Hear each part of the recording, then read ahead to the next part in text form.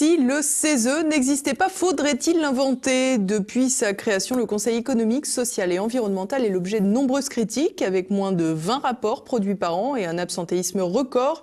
Beaucoup réclament sa suppression. Alors le CESE, utile ou inutile? Élément de réponse avec le reportage de Floriane Janin et Pierre Bergerot.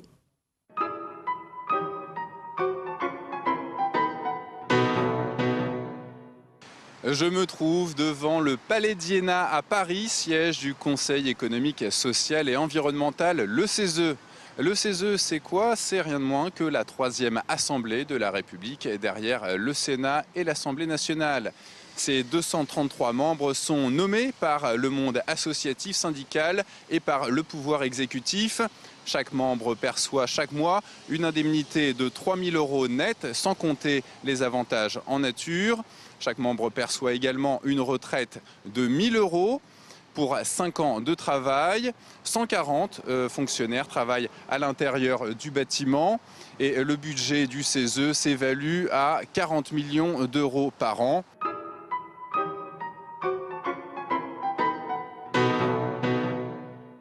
Bonjour monsieur, on est devant le Conseil économique, social et environnemental. Vous savez à quoi ça sert? Sur la prise de décision, tout ce qui touche environnement et autres, non? Je sais pas, c'est un bureau administratif? Écoutez, non, je ne sais pas. Je vois Conseil économique, social et environnement, je ne le connaissais pas. Donc je ne sais pas. Et vous? C'est la troisième assemblée nationale derrière le Sénat et l'Assemblée nationale. D'accord, écoutez, c'est intéressant. Ils font quoi dedans? Oui, je crois que c'est un organisme qui est fait pour contrôler, je crois, les lois et je crois, et peut-être les agissements du gouvernement, je crois, non? Conseil économique et social, oui, je sais pas. C'est pour le commerce, c'est pour les étudiants, non? Voilà, je sais pas. C'est un conseil où le patronat, les syndicats, tout le monde gère la chose plus ou moins bien. Apparemment, il semblerait qu'il y ait contestation sur la gestion et l'intérêt et l'utilité. Bonjour madame, est-ce que vous savez ce que c'est ce bâtiment?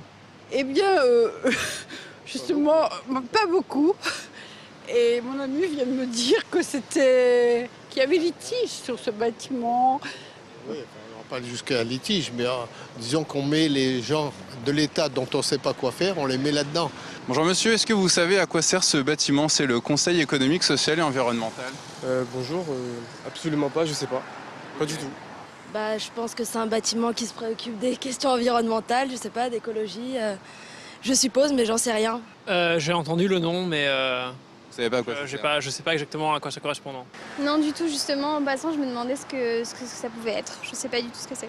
Alors, j'avoue que je me suis pas trop posé la question. En fait, avant, je pensais que c'était l'ambassade de la Corée, mais en fait, non. Bonjour madame, est-ce que vous savez ce que c'est le Conseil économique, social et environnemental? Je sais pas trop ce qu'ils font, et d'ailleurs, j'avais cru entendre dire qu'on allait le supprimer, parce que ça servait pas à grand-chose.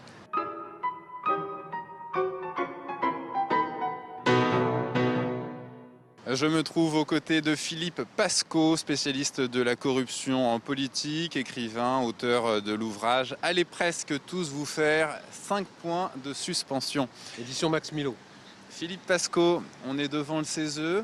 Qu'est-ce que vous pensez de cette assemblée? Est-elle bien gérée? Est-elle utile? Bien gérée, oui. Utile, non. Déjà, c'est des gens qui sont nommés.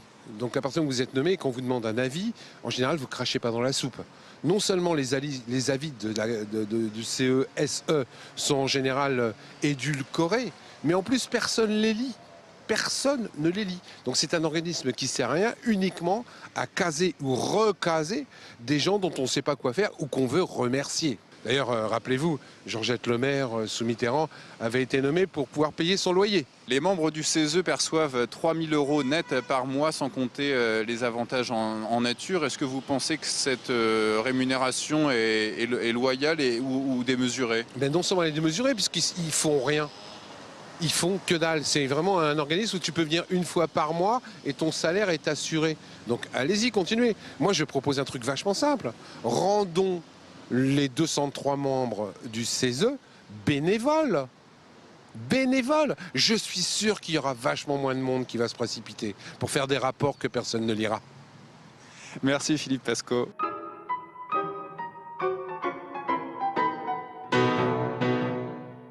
Je suis aux côtés de Jean-Luc Benamias, responsable politique et également membre du CESE. Jean-Luc Benamias, avez-vous la certitude, en travaillant au CESE, de servir la République? Oui.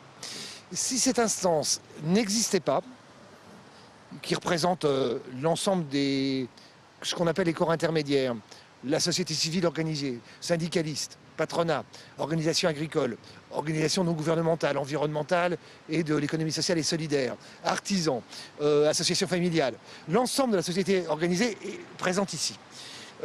Est-ce que le CESE est suffisamment reconnu? Est-ce que ces travaux sont suffisamment reconnus? La réponse est malheureusement non. Il existe deux autres parlements qui s'appellent le Sénat et qui s'appellent l'Assemblée nationale, et que ces deux assemblées n'ont pas tellement envie de voir arriver la société civile organisée donnant des avis. Je reconnais que, je vous le dis, que ce qu'on pourrait attendre d'un organisme représentant l'ensemble des corps intermédiaires et la société civile organisée n'est pas assez utilisé. C'est malheureusement le cas. Sur les 233 membres du CESE, apparemment 70 membres ne seraient jamais dans l'hémicycle.